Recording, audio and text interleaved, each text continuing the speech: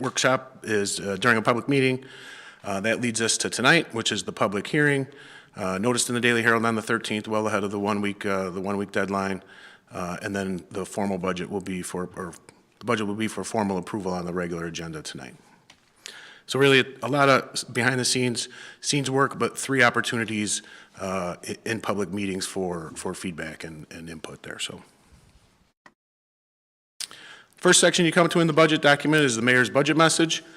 Super high level overview here. I'll just hit the highlights.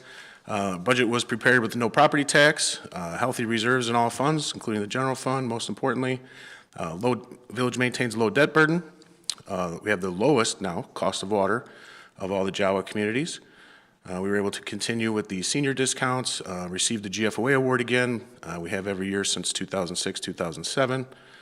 We were able to continue overfunding the police and fire pensions, continue with the capital grant program, and then fund some advisory committees, the Veterans Environmental, Gurnee Cares, and the Arts Committee coming up here. So, next section, and this was new last year. It's kind of a what's new in the budget document. It's a bullet point list here. We really did it by department, kind of broke it up. Really just highlights simple bullet points, the year-over-year change in the budget, what drove those changes. We broke it down by department, as I said, this year. So we'll walk through administration, an accounting position, what drives the budget changes here. We added an accountant position for succession planning, kind of still working through how we want to set that up. Transition from self-insured to a government pool for health insurance. Some technology items, Office 365 and new domain name or switching the domain name. Some nonprofit support, we talked about the committees, additional community events funding for additional community events, new website that Austin's working on, and then a slew of new businesses. In community development, adding a contractual second code enforcement officer, continuing building code updates, and on the engineering side of the community development, overseeing the largest capital plan ever. In the police department, a lot of new stuff going on.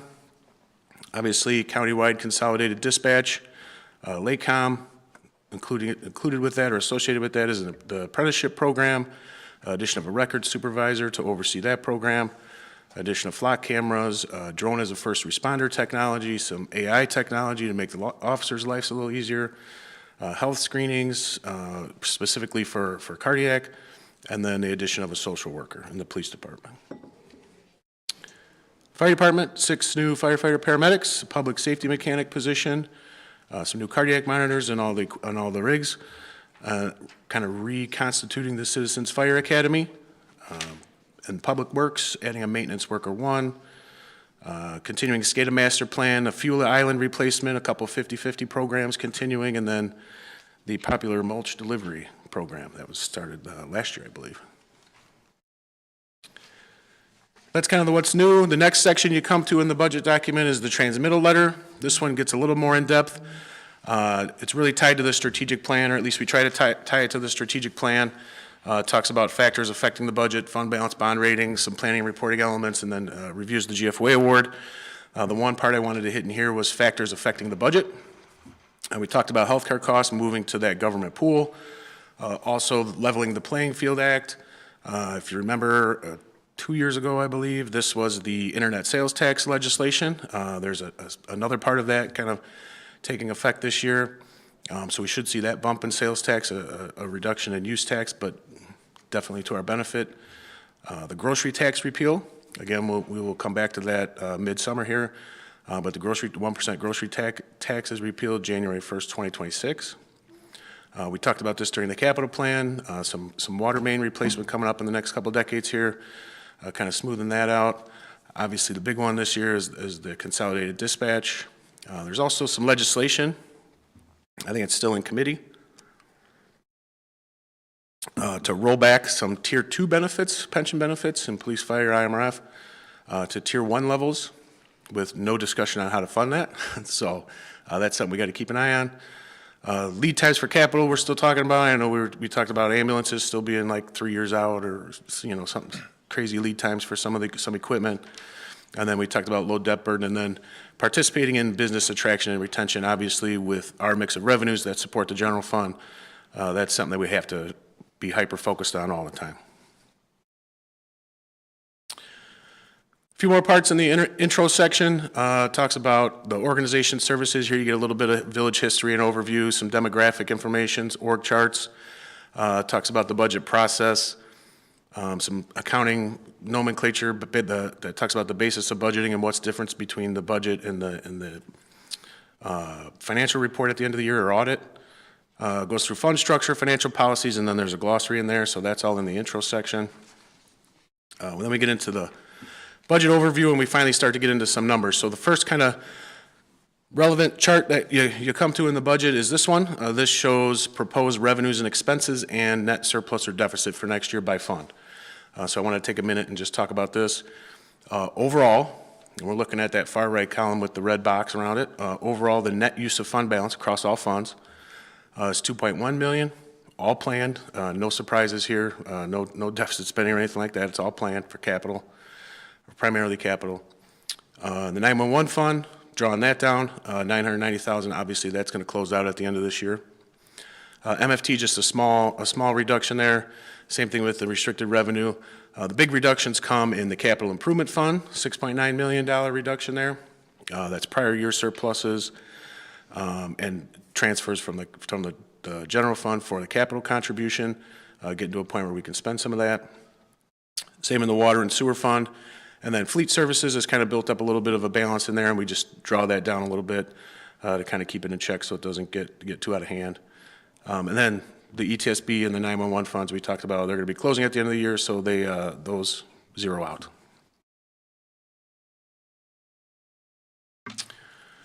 The second chart of importance in this section is really this one.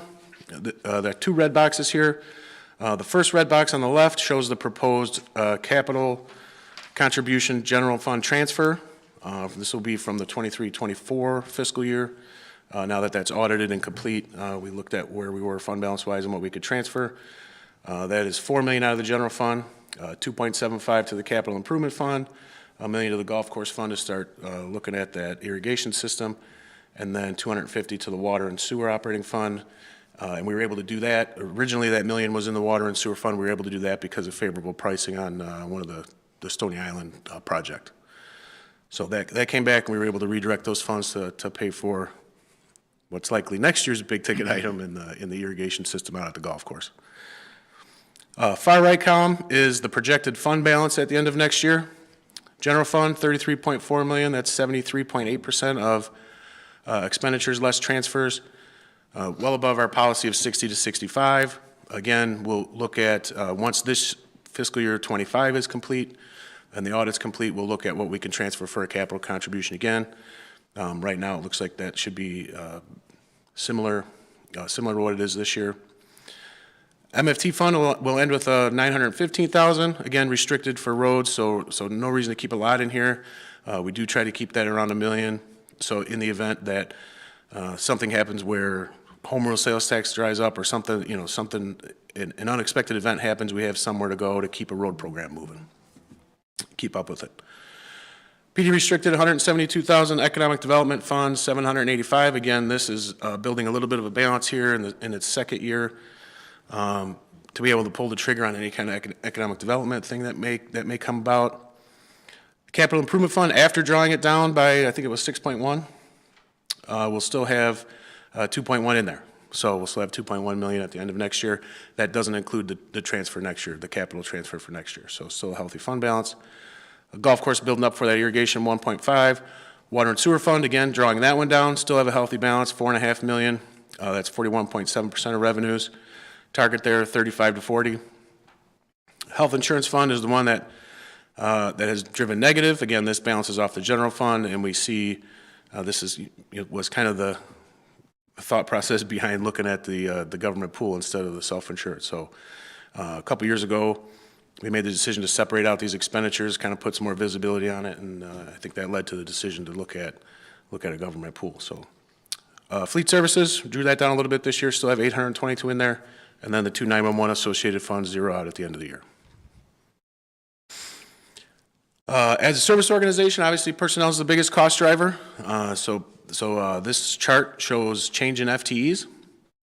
Overall budgeted FTEs, 260.65. That's up 17.25. Again, that sounds like a lot. Remember, next year that there will be a reduction once the consolidated dispatch is fully in effect. We do carry 13 unbudgeted positions. This helps with onboarding folks when there's known retirements, or if something comes about that wasn't expected, we can get those positions filled, get somebody in here quick. Leaves us with a total authorized FTEs of 273.65. 73.4% of that is public safety, 14.2 in public works, 6.6 administration, and 5.8% in community development. We also have a number of contractual employees. We talked about code enforcement, and there's a few others. So, getting into the numbers now, across all funds, revenues across all funds, total budget here, $101.4 million. That's up $2.3 million or 2.3%. The majority of that comes into the general fund, 52.7 into the general fund, 16.8 into the pension funds, 10.7 in the water and sewer operating and capital fund.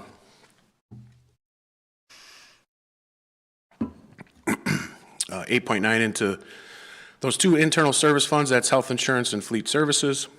5.9 into the capital fund, 4.8 into those special revenue funds. There's a slew of them there. 911 fund, MFT impacts all the kind of the restricted revenue stuff. And then a small amount for the ETSB and the golf course. Looking at what makes up revenues across all funds. 42.1% of all revenue is major revenue. So this is sales, amusement, hotel, food and beverage, income and use tax. Charges for service makes up 20.4%. Investments and contributions a little under 19. Fund transfer activity, so this is the revenue side. So this is fund transfers in just under 11%. And then taxes at 2.4 and intergovernmental at 2.4. And then fines and forfeitures, license and permits and other sources all under 2% there. This chart shows us major revenues. I just wanted to put this up and show kind of the relationship of how we established the budget for 25-26, the fiscal year. So on the far left is the current budget, the 24-25 budget. The middle column is where we expect them to end the year, so the year-end forecast. Then the far right is the budget. Really, I wanted to put this chart up here just to show that we keep it flat or slightly less than where we expect it to end this year. So we're not looking at any kind of, trying to be conservative, not taking any kind of huge gains or anything like that, but trying to be conservative where we think they'll end this year. Two exceptions, income and use tax. We look at IML guidance on that. They put out some guidance every year. So we look at what those are and then just back it off just a little bit to be conservative for those two estimates. On the expenditure side, again here across all funds, $103.5 million, up 2.5 or 2.5%. 51.6% of all expenditures are in the general fund, 12.7 in the utility funds. That's water and sewer capital and operating. 12.4% the capital funds, 9.2% internal service, again that's health and fleet, 8.1 in the pension, police and fire pension funds, and then 5.7 in those various special revenue funds. Kind of where does the money go from a category standpoint? No surprise, salaries and wages and employee benefits are the two largest categories. Salaries and wages 36.7, employee benefits 14.3. Contractual services, this is where we also have our road resurfacing program in this category, 13.9%, capital 10.4%. The expenditure side of that interfund transfer activity, so the fund transfers out 10.4%, other financing uses at 5.4%, and then professional and technical services, other contractual services and supplies, all under 4 there, and then debt service almost nothing at the end. We have a slide on that coming up. So. Specifically in the general fund, just looking at revenues here, the general fund revenue budget, $53.4 million, that's up $1.9 million or 3.6%. Again, 69.1% of all revenues that come into the general fund are major revenues, so that's that sales, income, amusement, food, beverage, hotel, and use tax, or income and use taxes. 16.7 is charges for service. This is where we see some of the fire and police charges. 4.5% is taxes, primarily road and bridge and resort taxes here. 2.9% investments and contributions, 2.4 licenses and permits, 2.1 fines and forfeitures, and then 1% intergovernmental, which is replacement tax and some grants. On the expenditure side, again, no surprise, salary and wages and employee benefits as a service organization here, 52.1%. Salaries and wages, 15.9. Employee benefits, that funds transfer out for the general fund side, 15.4. 4.3 million going to the health insurance, 3.1 to the economic development, and 852 to fleet. 5.3% contractual, 4.1 professional and technical, 4% other contractual, and then a small amount for supplies, which is primarily snow and ice control and electricity. Included on the regular agenda tonight is the fee schedule. Included in that is a 6% increase in the water and sewer rates. This chart shows us where we end up with just the water side. The sewer side gets a little bit crazy because everybody kind of does it a little different, so it's hard to match those up. But just for the water side, looking at the Jawa communities where we buy water from, we are the lowest now. VOLA did a little bit of a change in their billing structure that puts them just above us. So we know that Jawa's rate is increasing 5%. Our overall rate is increasing 6%. Obviously looking to get caught up for that pending infrastructure stuff that we have coming up that we talked about during the capital plan. So that is included in the fee resolution set later this afternoon, or later on tonight. Looking at the capital plan, just under 20 million. It's up 3.4 from last year, 10 million in transportation, 2 million in buildings, 5 million in water, 3.2 in vehicles, a small amount for stormwater management. And then here is the village's outstanding debt. It's still just the IEPA loan. Paying it off in advance, so paying it off on a 10-year clip instead of the 20 years. So the current payoff date is May of 2030. Interest rate is 1.84%, which makes it difficult to pay this off ahead of time. So still, that's the only debt that the village has outstanding, just under 3 million at the end of next year. So they're 2.7 million at the end of next year. With that, just to review what's on the agenda tonight: approval of the budget, approval of the transfers for the general fund capital contributions. Again, 2.75 to the capital fund, 1 million to the golf course, 250,000 to the water and sewer fund, and approval of the annual fee resolution. In addition to that water and sewer rate adjustment, there is an adjustment for some kind of lesser used fees, tanker fill rate increase that kind of reflects the actual cost. That'll help us build up to have some replacement funds for that. And then hydrant meter rental moving to monthly instead of a quarterly billing cycle. And with that, I'm happy to answer any questions. All right. I'll start with just going to the public first, and then we'll have questions. Is that? So if anybody that would like to make a statement, if you raise your right hand. Not being anybody from the public. All right, so floor is closed, and then we'll just go to questions, starting to my left. Anybody have questions regarding the budget for Brian? No questions. No? Right to my right? Oh, Trustee Thorstensen. It's a long question. I think it'll be a short answer. Just want to prep that. So lots of discussion in the market about potential recession. And so looking at your major revenue history slide showing that it's primarily flat, are there certain types of taxes, or I'll say activities, that might be more subject to recession happening? So, I mean, I just noted sales, hotel, or other. Yeah, I think the sales tax is aided by that legislative change, kind of that part kicking in. So I think that'll shield us a little bit from what, if there would be a drop there. Food and beverage historically has been almost recession-proof. I think where you're going to see the most impact from a recession, and again, it depends on, kind of what type of recession, what's hit, what industries are hit, but you'll see it in the amusement and hotel tax probably first. Thank you. All right. All right, so at this point, is there a motion? So move. Motion by trustee Garner, second by trustee Balmas. Roll call, please. Woodside. Aye. Ross. Garner. Aye. O'Brien. Aye. Balmas. Aye. Thorstensen. Yes. 6 ayes. Motion passes. We have a new budget.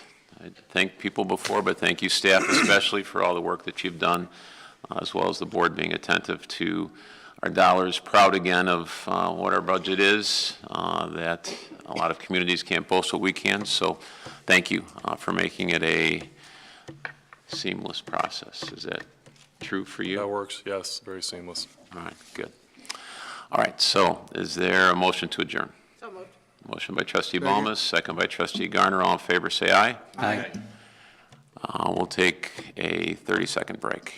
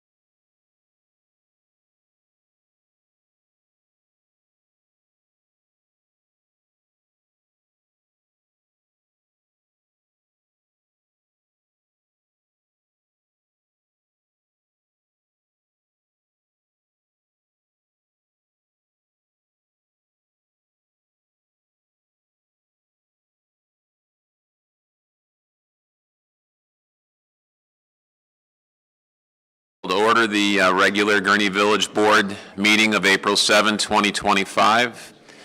And roll call, please. Woodside. Present. Ross.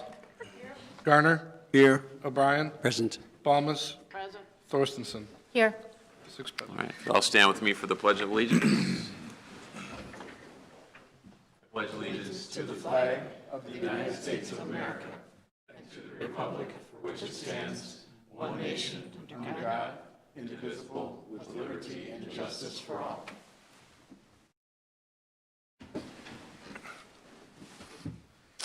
All right, so on to the first item, approval of consent agenda. Second. Motion by trustee Balmas, second by trustee O'Brien. A roll call, please. Woodside. Aye. Ross. Aye. Garner. Aye. O'Brien. Aye. Balmas. Aye. Thorstensen. Yes. 6 ayes. Motion passes. Pat? Item number 1, approval of the minutes in the March 17, 2025 meeting. Item number 2, approval of fire department request to waive the formal bidding process and award the purchase and installation of a U.S. Digital Designs Phoenix G2 Fire Station Emergency Alerting System to Digicom Installations, Inc. in the amount of $149,867.80, Lakecom Station Alerting Standardization. Item number 3, approval of engineering division request to waive the formal bidding process and award the 2025 pavement evaluation services to infrastructure management services at a cost of $34,665. Item number 4, approval of police department request to allow school resource officer Malcolm Kelly to attend the Emerging Drugs Trends Conference from November 5th through 8th, 2025 in Dallas, Texas, not to exceed $2,500. Cost to be split 50-50 with Warren Township High School District 121. And number 5, approval of a reduction in performance bond for AR Building Company, Inc.'s Milwaukee Avenue apartment development from $1,414,828 to $362,232.33. And number 6, approval of an annual performance bonus of 10% for the village administrator. Item number 7, approval of payroll for period ending March 21st, 2025, in the amount of $999,526.25. Item number 8, approval of bills for period ending April 7th, 2025, in the amount of $2,701,905.40. Is there a motion? So moved. Motion by trustee Ross, second by trustee Garner. Roll call, please. Woodside. Aye. Ross. Aye. Garner. Aye. O'Brien. Aye. Thomas. Aye. Thorstenson. Yes. 6 aye. All right, motion carries. On to petitions and communications. Approval of proclamation designating April 13 through 19, 2025 as National Public Safety Telecommunicators Week in the Village of Gurnee. Each year, the second full week of April is recognized as National Public Safety Telecommunicators Week. This week is a chance for the village to celebrate the unsung heroes of the public safety emergency response, our dispatchers. The Gurnee Public Safety dispatchers are the first point of contact our residents have when calling in an emergency, and they are a calm and reassuring voice at the other end of the phone. On top of that, our public service dispatchers are emergency medical dispatch certified so that they can provide step-by-step instructions on CPR, the Heimlich maneuver, and more to help start the life-saving process. Now therefore, I, Thomas Hood, Mayor of Gurnee, do hereby proclaim the week of April 13 through April 19, 2025 to be the National Public Safety Telecommunicators Week in the Village of Gurnee to honor the men and women whose diligence and professionalism keep our village and our residents, businesses, and visitors safe. Is there a motion? So moved. Motion by trustee O'Brien, second by trustee Woodside. All in favor say aye. Aye. On to, there's no reports, no old business. On to new business. Approval of ordinance 2025, 19, approving the annual budget of the Village of Gurnee, County of Lake, State of Illinois for the fiscal year beginning May 1, 2025 and ending April 30th, 2026. Pat? Sure. So this was the subject of our second public hearing. The first one is the budget approval. So again, had a public workshop in early March where we went over it. Just hit some of the highlights. Again, no property tax, healthy reserves, low debt, lowest cost of water in Jawa. Continue with programs like the senior discount program that we've had, the small business capital investment grants, largest capital program in the village's history, some additional community events. I'm not sure. It's a solid budget. Overall, using about $2 million worth of reserves, mainly for the capital program. Again, positions us well for the future. Included a lot of technology improvements. There's a couple of them on the agenda forthcoming. Preparing for the transition to Lakecom. So again, some personnel changes with that. Shoring up some staffing in the fire department. And administration to allow for succession planning here a couple years down the road. So again, departments did a really nice job working with Brian and myself to put together what we feel is a very solid budget and continues to deliver services that the community's come to expect. Agree 100%. So is there a motion? Motion. Motion by trustee Garner, second by trustee Thorstenson. Roll call, please. Woodside. Aye. Ross. Garner. Aye. O'Brien. Aye. Thomas. Aye. Thorstenson. Yes. 6 aye. Motion carries. Item number 2, approval of ordinance 2025, 20. amending Chapter 32, Article 2, Section 38 of the Gurnee Municipal Code pertaining to the comprehensive fee schedule. Pat? Sure. So this goes along with the budget every year. We have all the fees in Chapter 32 of the municipal code, so any changes that we have in fees we make in conjunction with the budget. So as Brian highlighted in the public hearing, the primary change is the increase in the water rate, 6%, again, still the lowest community in Jawa by far.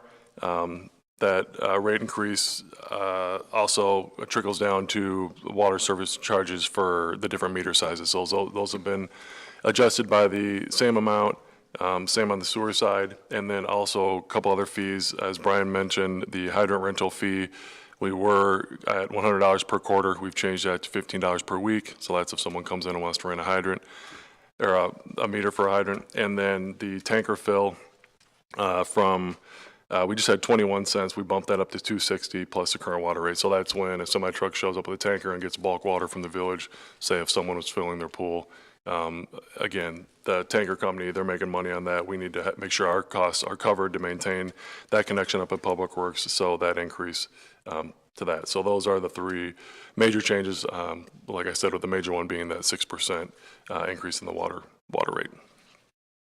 All right. Is there a motion? Motion by Second. trustee Ballmer, second by trustee Garner. Any discussion? Being none, roll call, please. Woodside. Aye. Ross. Aye. Garner. Aye. O'Brien. Aye. Balmas. Aye. Thorstenson. Yes. 6 aye.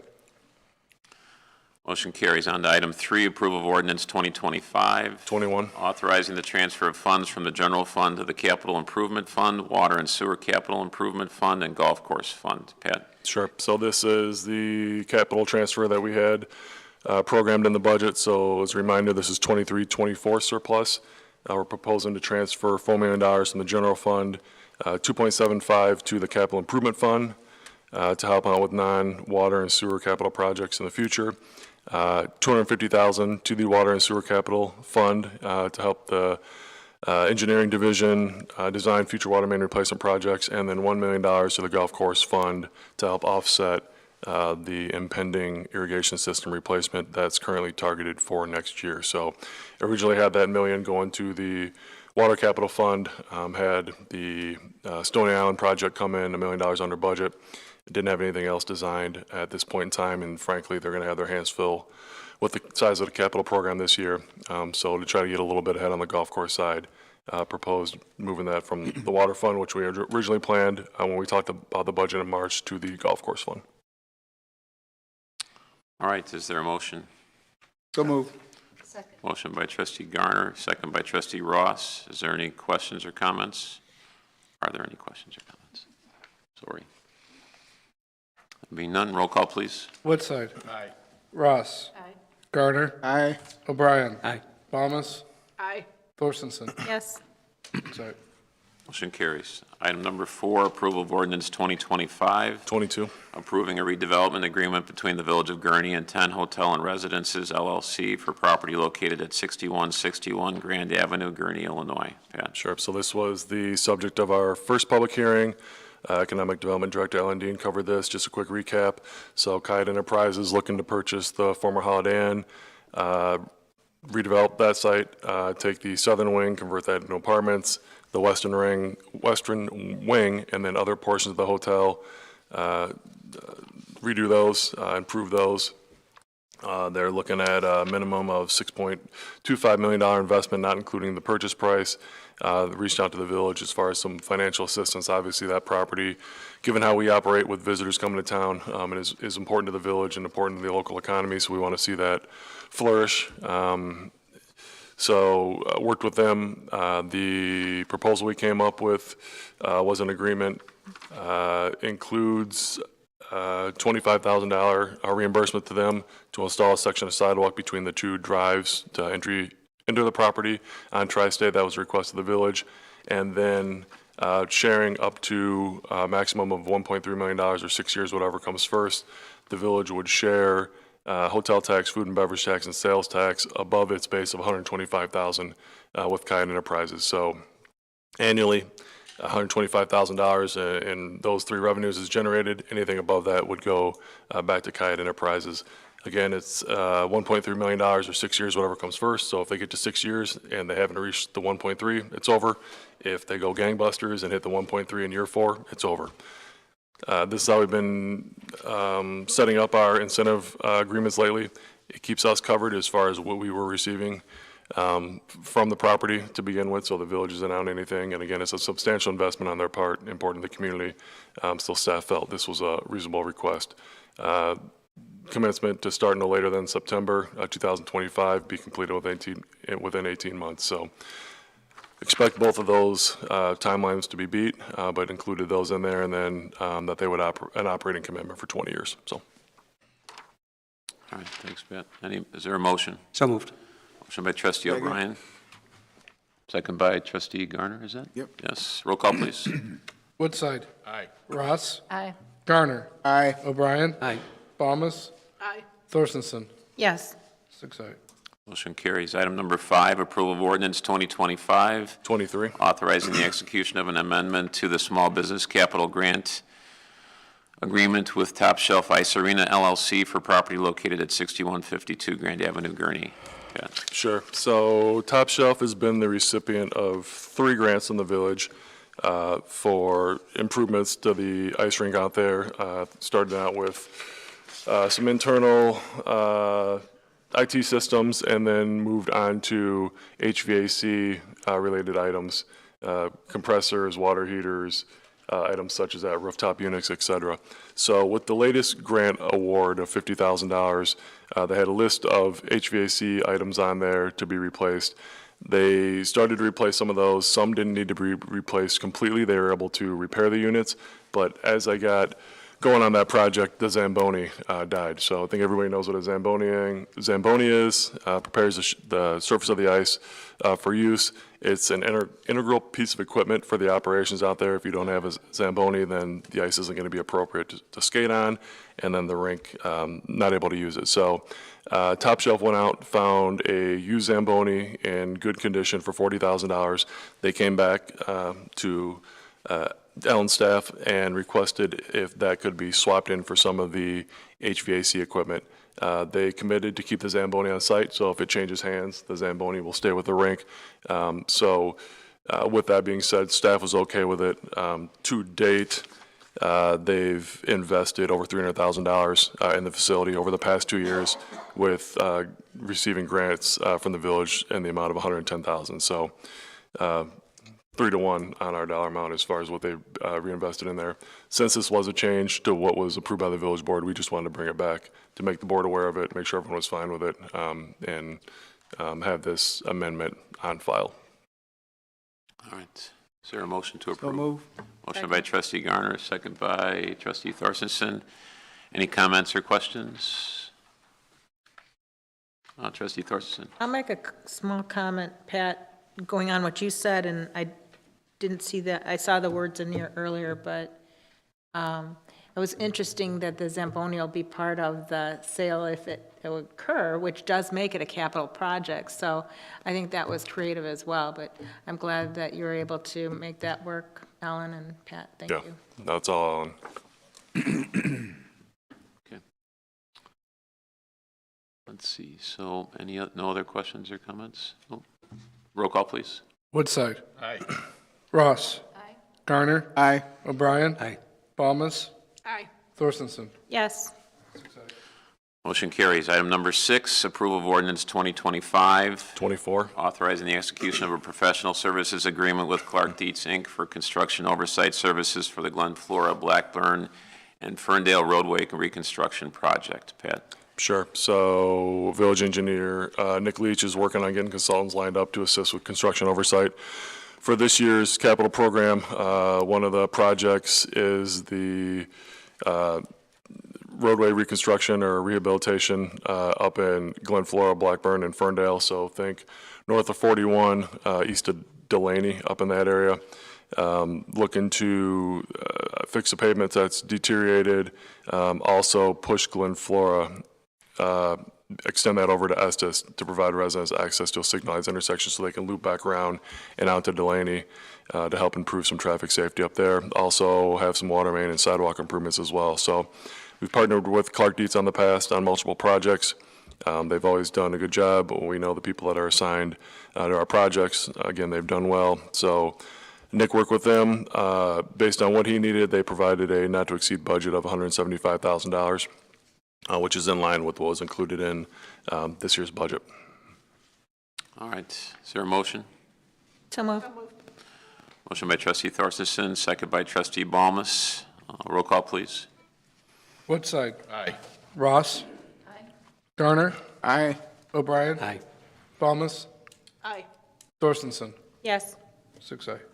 Motion carries. Item number 7, approval of ordinance 2025, 25. authorizing the execution of a professional service agreement with FGM Architects for preliminary design, documenting, and construction administration services for the Fire Station number 2 renovation project. Scott? Sure. So in this current year's budget, there's funding to get started on the Fire Station 2 renovation. So as a reminder, it was built in 1995. The front office space as it's currently laid out does not meet operational needs. And then that station also has the open-air bunks, which you'll remember when we built Station 3, we had the individual rooms. We, within the past couple of years, renovated Station 1 to go to the individual rooms. So this is the last station left to make that improvement. Partnered up with FMG through the Fire Station 3 construction project. So at that time, we vetted a bunch of different architectural firms. Ended up selecting FMG. Super happy with the results down at Station 3. Also partnered with them on Station 1. Did a great job on that. So looking to partner with them again. John worked with them on what they'd like to do over at Station 2, came up with some estimated construction costs. That's about $800,000. FMG looked at their share of it and quoted the village a lump sum of $69,000, so that's about 8.6% of the construction cost, which is kind of below the going rate based on our partnership with them in the past. Would like to move forward with them again. They'll work on the planning over the summer and then hopefully begin construction over the winter months, maybe early next year. Once we get to that point, as far as bidding out the project, we'll be back before the village board with a recommendation on who to partner with on that. So this is just the design side of the project at this point. All right. Is there a motion? So moved. Motion by trustee O'Brien, second by trustee Ross. Any comments or discussion? Questions? No? Roll call, please. Woodside. Aye. Ross. Gurnee. Aye. O'Brien. Aye. Thomas. Aye. Thorstensen. Yes. 6 aye. Motion carries. Item number 8, approval of ordinance 2025. 26. Dissolving the Northeast Lake County Consolidated Joint Emergency Telephone Systems Board, effective upon the commencement date of the JETSP of Lake County. Sure. So with the transition to Lakecom and the JETSB of Lake County, all those other ETSBs need to dissolve. So that's what this ordinance does. When we joined the JETSB of Lake County, we probably should have done this at that time, but we didn't. There's a handful of communities that haven't. They had the application in with the state 911 administrator. These are a couple of the items missing. So we'll continue to operate until we get until the entire group gets the approval from the state 911 administrator for the JETSB of Lake County to take over. We'll have this approved at the Gurnee Village Board. City of Zion will approve it, and then we'll take it to the JETSB. So all 3 of those entities will approve it. We'll continue to have control over the money until the transition takes place. Lakecom, or the JETSB of Lake County, sent out a survey earlier in the year to see how much money JETSBs thought they were going to be bringing over to the new JETSB. When the budget was put together for Lakecom and the JETSB, they assumed no one was bringing any money. And when they got their survey results, they received confirmation that no one's planning on bringing any money, so including us. So this is, again, one of those items to check the box for the consolidation effort. Is there a motion? So moved. Motion by trustee Baumus, second by trustee Thorstensen. Any comments or questions? Roll call, please. Woodside. Aye. Ross. Aye. Garner. Aye. O'Brien. Aye. Thomas. Aye. Thorstensen. Yes. Motion carries. Item number 9, approval of ordinance 2025, 27. authorizing the execution of a 5-year contract for police equipment, software, and other related services with Axon Enterprise, Inc. Sure. So I'm going to let Deputy Chief Gahn cover this one since he spearheaded this project. Thank you. Good evening. The Police Department is requesting approval for a new 5-year contract with Axon, which provides the critical technology upgrades for the Gurnee Police Department at an annual cost of $371,039.79. It totals $1.86 million over the life of the new contract. So our current Axon contract, approved in 2022, set to run through 2027, provided us with body-worn cameras, the Taser 7s that we currently have, signal sidearm, that is a device on our sidearms. If it's pulled, it automatically activates our body camera. So if the officers don't have time to do it, that does it for them. And additionally, access to evidence.com, which is where we store all of the video evidence that's collected through the body cams and the in-car cameras. All of that together has an annual cost of $116,194.26. While this contract is still active, the technology is already being outpaced. So since that agreement, Axon has introduced several new powerful tools that improve officer safety, reduce administrative burdens, and increase transparency. During several recent pilot programs that we did with them, which included the AI-powered report writing software that I talked about before, that allows officers, when they come back to their cars or to the station, that it actually populates the report. So it takes an officer that would normally spend 2 hours on a report, and it drops it down to about 15 minutes, maybe even less sometimes. And it catches things that the officers don't catch. We had conversations, it catches conversations next to you. So when the officer's just paying attention to the person in front of them, it is catching everyone's conversations, which is helping with a lot of our cases. Additionally, it has a FOIA redaction AI capability that we piloted and we're still using right now as part of that pilot. And that has cut costs down. For an example, all juvenile stuff has to be redacted when we send it out, including if they say the juvenile's name was John. So our FOIA officer can go through and just type in John's name. It instantly finds it in an hour-and-a-half video instead of watching it, and he can redact it right there. So it's saving time of going through these hours and hours of body cam video, especially when there's 10 officers on a scene or 5 officers on a scene. He can put all the videos in one queue and just type in keywords, and it finds everything for him instantly. So that saves significant time. The new contract would cover all 70 officers' positions that we have. Additionally, the upgraded body cams starting in June, if the contract goes through, we'll have a translation device. So it's basically just a button that they push. So as an officer is out talking to somebody, regardless of one of 100 different languages, they can hit a button that on their current body cameras, it will instantly identify the language.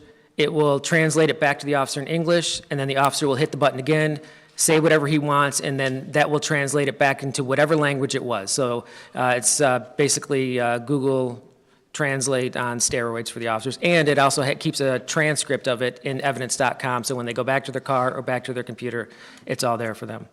The next generation TASER 10s. So TASER's been a big part of Gurnee because it provides a less lethal option for officers out on the streets. Currently, we have TASER 7s. This has 4 cartridges that shoot out, so an officer, if they miss, because it's hard to hit a target that is moving or upset and moving very fast, so they have to be relatively close and they have to be able to line it up. The new TASER 10s offer the officers 10 darts at 50 feet, which is twice the distance, and it's significantly more accurate. So what it does is the officer can hit them with a couple different darts, and they only penetrate the skin very slightly so it doesn't injure them. And then the taser actually finds the best route within like a millisecond to figure out where the electricity goes to be able to put that person, to stop that person, whatever they're doing. Draft 1 AI report writing software I talked about, the FOIA AI redaction, the Geotab telematics, so this is for our vehicle tracking.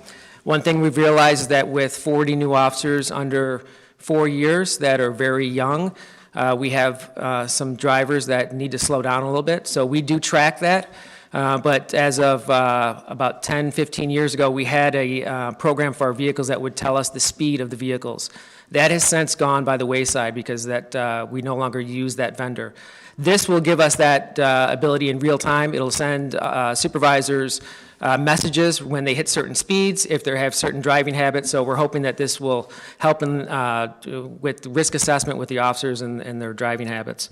Virtual reality training goggles comes with it because Axon's an all-in-one shop. So this gives officers real-time scenarios that they can practice during their shifts with a trained trainer with that, and with the new state mandates, they have to have live scenario training, and Axon is one of those live scenario trainers that they're able to get, so this meets some of the mandates. And then one of the other things that comes with this is the Fusus Real-Time Crime Center. So we have the ability to get cameras from many different places. If there's an incident in one of the schools, we have the ability to pull up those cameras at Six Flags, and a few other places. What this does is this gives us the ability to have one pane of glass to take all of those video feeds. So it's basically a platform that all of those video feeds will go into. The different school districts, Six Flags, Gurnee Mills, all of our stakeholders. And if there's a critical incident, we can not only pull it up at our station, but we can pull it up on scene on a computer and actually see right in. Instead of having to log into 13 or 14 different systems, we have one system with all of it on there that allows us to do this. So it also pulls up flock cameras and everything else. So it's one system, one software platform that allows everything to be synced into it, and that's why they call it a real-time crime center. We're looking to supplement the manpower with the technology. So that's one of the big things here, to make sure that we don't have to hire more officers, but we're actually taking their active time that they're investigating crime and dwindling it down a little bit so they can be out more, being proactive in the streets of Gurnee. So although the cost is $371,000, it's higher because there's a lot more services involved in it. And with the restructuring of the contract, they waived the remaining $116,000 that we currently own on our contract. So it's about an annual savings of $300,000. To continue this, the police department recommends approval of the proposed 5-year Axon contract, and I'm happy to answer any questions. Start with a motion, then we can have some questions. Is there a motion to approve? So moved. By Trustee Balmas, second by Trustee Garner. Any questions or comments? Being none, roll call, please. Woodside. Aye. Ross. Garner. Aye. O'Brien. Aye. Thomas. Aye. Thorstenson. Yes. Six aye. Motion carries. You're going to stay up there for the other ones, right? Too, Jerry? I will. Yeah. Approval of ordinance 2025, 28. authorizing the execution of an agreement with Paladin Drones, Inc. to provide equipment and services for a drone as a first responder program. Pat? I told him if he did a good job, he could stay up there, so we'll let you continue, Jeremy. Thank you. Yeah. So not to be outdone by Axon, we wanted to make sure we had something in the air. So this comes with our drone as a first responder. The vendor is Paladin. There's several different vendors out there. The majority of the vendors are about $150,000 annually. Axon has a drone as a first responder. It's $150,000 annually. Flock has a drone as a first responder. It's $300,000 annually. We are looking at the company Paladin. They have a good record. They meet all of the criteria that we need. So what this entails is a climate-controlled box that is mounted on top of the police department. And in that box is a drone that has the normal drone capabilities, but it also has FLIR and a lot of software built into it. So what happens is that if the call comes out, an officer or anyone that's trained on the program can just drop a pin on the map. The drone has an autonomous function that automatically deploys out of the drone, out of the box, into the air and over the scene in about 90 seconds. Pretty much anywhere in Gurnee. It has a 5-mile range. As it goes out there, it's going to beat most officers to any scene. The officers can click on their computer and view the overhead of whatever it is. So whether it's a missing kid they're looking for, the drone will be there first. Whether it's a critical incident at one of our places in town, a fight, a bad car accident, we can get there. The drone can be there and assess it, how many officers are needed before they get there. Maybe they don't need 5 officers, maybe they only need 1, but the caller on the phone is frantic.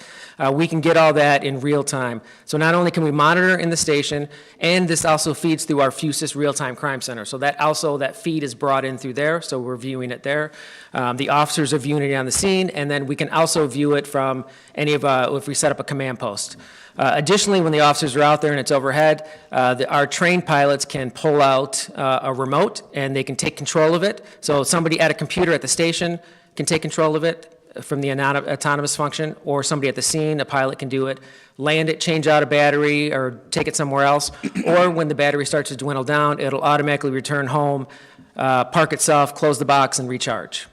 So they are giving us a $23,000 discount for being the first Paladin customer in the state. We would be the first drone as a first responder law enforcement agency in Lake County. There's only a couple in the state, maybe only 2 or 3, if that, currently right now, because they really just price themselves out when they do that. The initial investment is $55,600. It's a $23,000 discount, and then after that, it's a $47,000 annual fee going forward. It's a 1-year contract, so if it doesn't seem to work out for us, we don't have to go on past this year.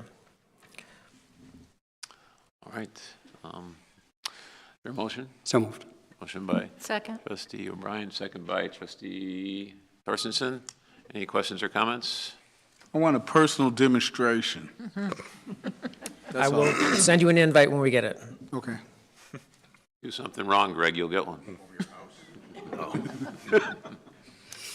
I have a question. Yes, trustee Ross. So once Lakecom is doing the, how does that affect? It won't affect them. So maybe in the future, Lakecom might have something similar to a real-time crime center, but they're not there right now. So with us, it's not going to affect them at all because the CAD system, all of the things that we currently are looking at, Axon, Paladin, they all interface with Tyler, which is the CAD and RMS system that Lakecom is using and that we're currently using. So it won't change anything. So the call will come in there?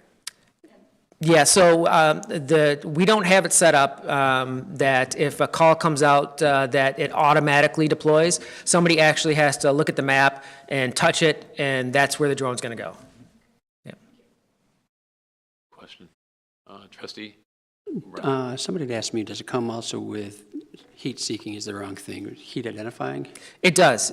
So we currently have a pretty significant drone team. We use it just as much as we do our canines, if not more sometimes now. So we have a small drone that goes inside houses and buildings that clear it for officers so that they can be safe before they go in. And then we have another drone that has a FLIR capability, which is so they can see at night. This drone will also have that same capability to see at night.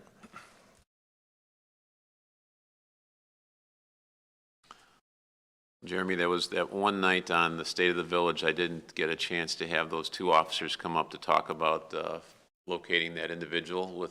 Can you provide us just with a short outline of what happened that night with the drone and the thermal imaging? You know which one I'm talking about? I don't know enough to be accurate about it. I apologize. Well, just the general idea is that the officers worked together to find a person in the woods through thermal imaging from the drone, and it was a really great team effort. So.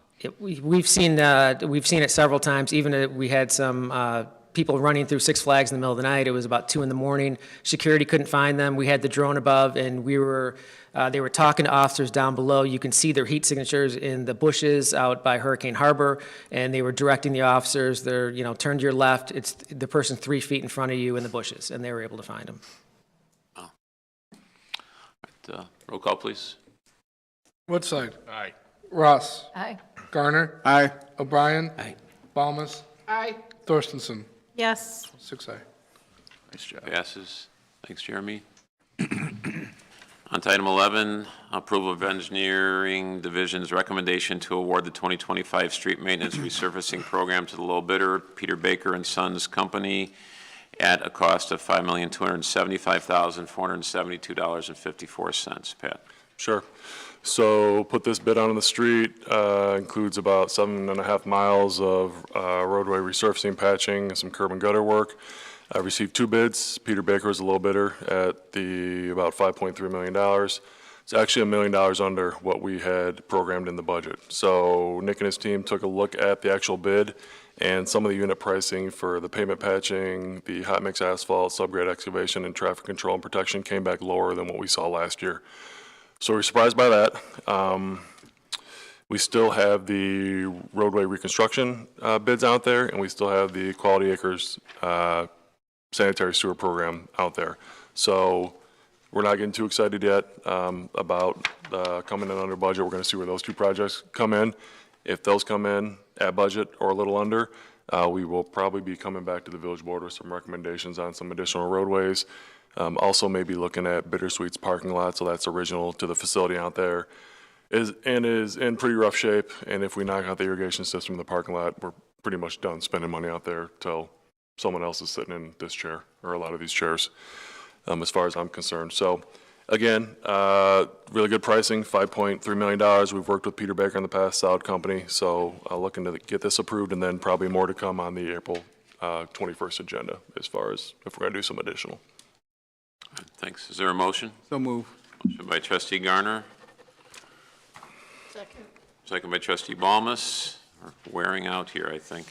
Roll call, please. Woodside. Aye. Ross. Aye. Garner. Aye. O'Brien. Aye. Balmas. Aye. Thorstenson. Yes. Motion carries. Item number 12. All right. Yep.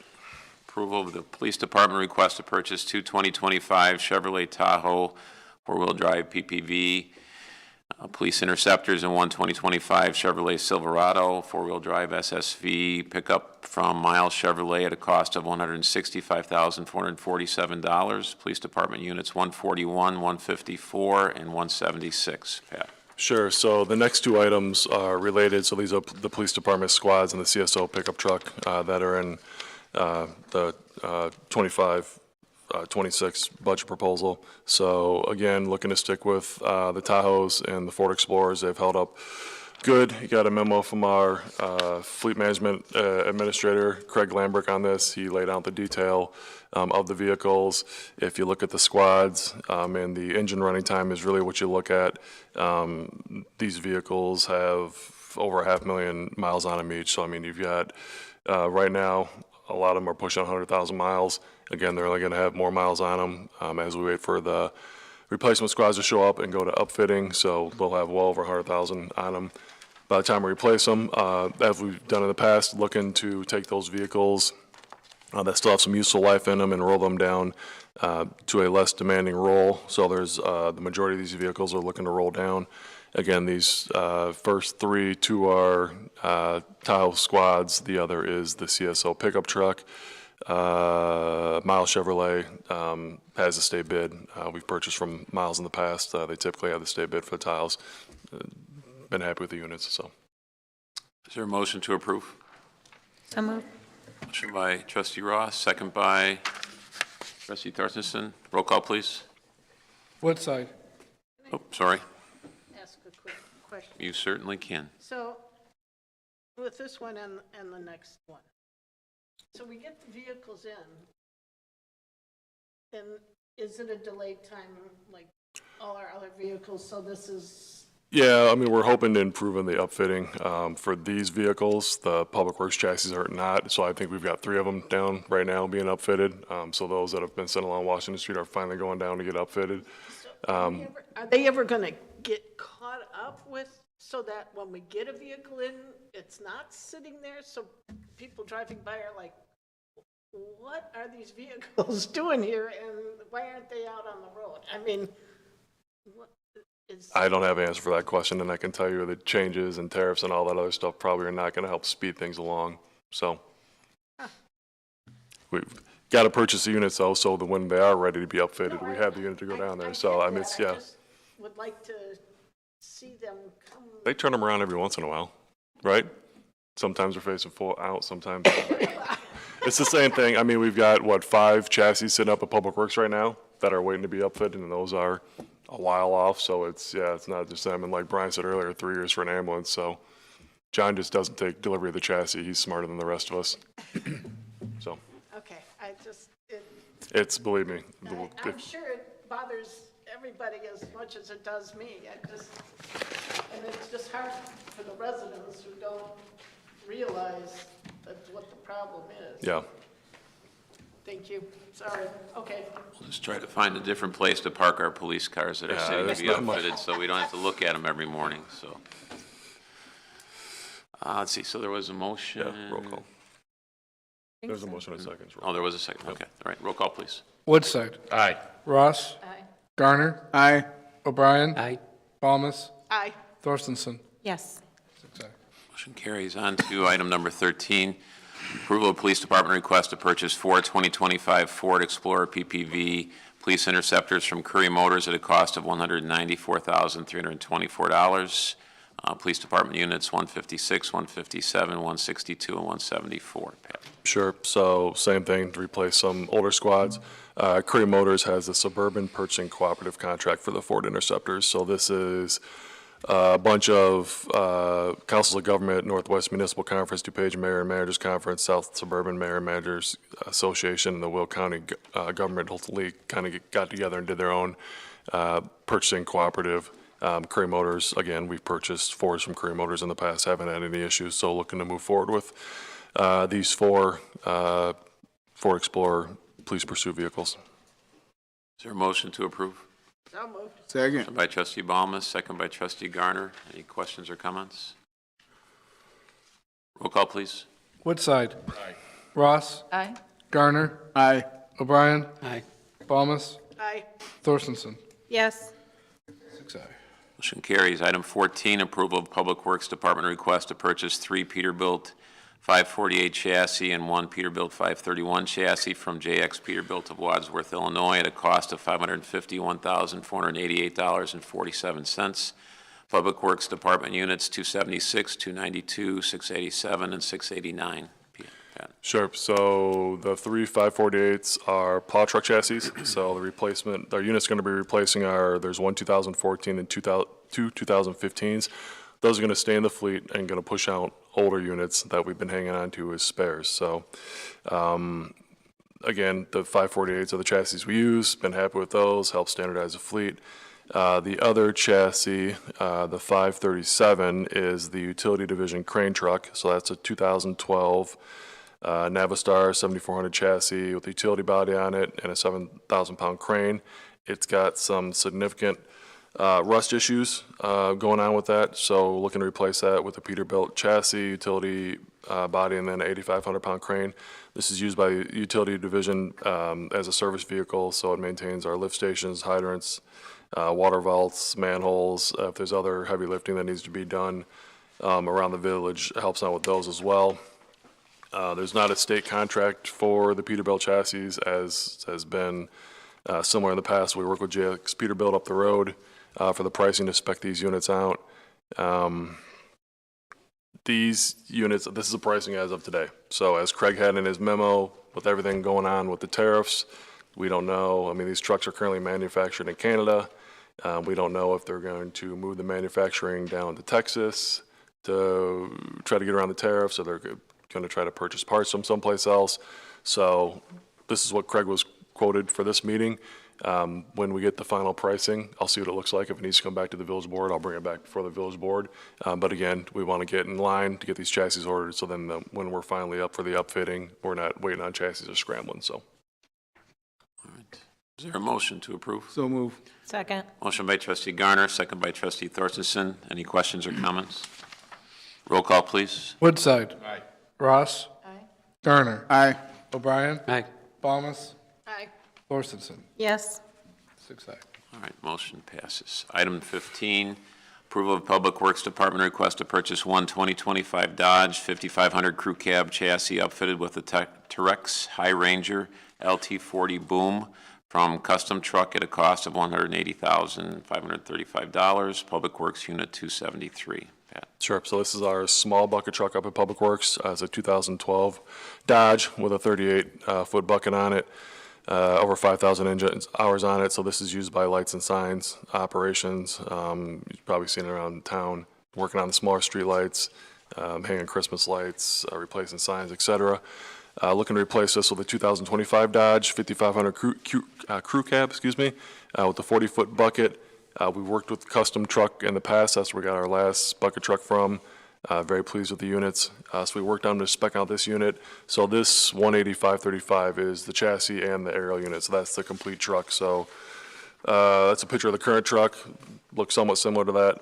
Luckily in this case, not in a crunch for a chassis. So there's Dodge chassis available. Looking to get this order in, and I think they had the build scheduled for late August, early September. So this is one we're not waiting forever on, kind of a one-off. The everydays, you gotta wait forever. All right. Is there a motion to approve? So moved. Motion by trustee O'Brien, second by trustee Ross. Any questions or comments? Roll call, please. Woodside. Aye. Ross. Garner. Aye. O'Brien. Aye. Balmas. Aye. Thorstenson. Yes. Motion passes. On to public comment. Anybody that would like to stand up and state their name may make a public comment. Good evening, Keith Owens, 6464 Doral Drive. First, let me start by congratulating Mayor Hood, Trustee Thorstenson, Trustee Balmas, Trustee Woodside on your re-elections. Congratulations. It's no small commitment to re-up for another 4 years of serving the village, so I'm sure you don't hear it enough, so I want to say thank you for your service to the village. Service to the village is kind of like a contract, I guess. And part of that contract is, I know from having talked to Pat, trustees are, I guess they basically have to go through a training on the Open Meetings Act.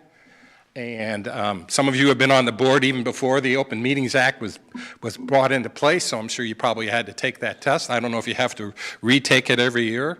And the village does a good job of following just about all aspects of that, as far as, no meetings of more than 2 trustees.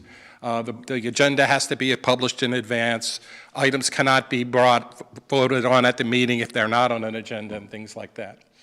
But it still brings me back to the one part of the Public Meetings Act that I had a question about after I had noticed that 20 other villages in the area publish either by ordinance or on their agenda items the specifics of public comment.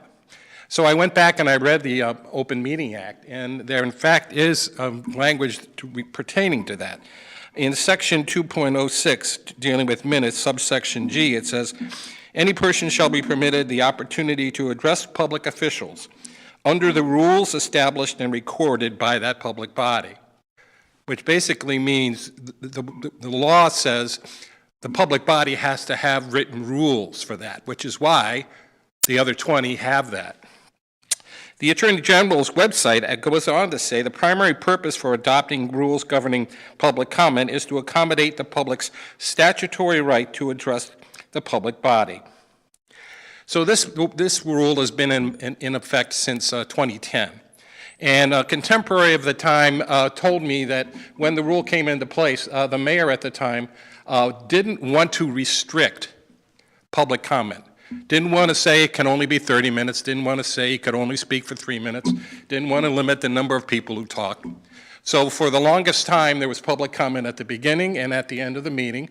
And the mayor at the time made a point on occasion to say, if you have any public comment about anything that you want to talk about, which could have been, something on the agenda or something not, that could be done. So that was public comment at the beginning and at the end of the meeting. Now, there was no other rules in effect in the Gurnee ordinances. I mean, it says visitors are allotted time for public discussion and comment. And it also says that the rules of parliamentary practice comprised by Robert's Rules of Order are in effect, in which they are, to the extent they are not inconsistent with special rules of the board or the statutes or state laws of the state. And some people have opined on social media that the rules of Robert's Rules of Order govern what is all that's necessary for public comment. Robert's Rules of Order actually says that's not the case. On their own website, they say Robert's Rules of Orders does not have a section specifically dedicated to public comment, but it does emphasize the importance of allowing public participation in debate, and Robert's Rules of Order promotes the idea that all members, including the public, have the right to participate in debate and discussion. So how did things evolve over time for when there was no written rule, which was primarily, I believe, in violation of the state law, but still the spirit was anybody could talk at any time about anything on the agenda or otherwise, to where we are today, which is no public comment prior to agenda items, except when deemed by the chair, and only comment at the end of the meeting. Well, during the time of ETO, public comment became quite the thing, and meetings got quite long. And in the beginning of 2019, there were 2 meetings where the initial public comment section they asked for a motion to suspend that. And after 2 meetings of suspending public comment at the beginning meetings, now the agenda just had it at the end, because the mayor sets the agenda. Okay. So, recently,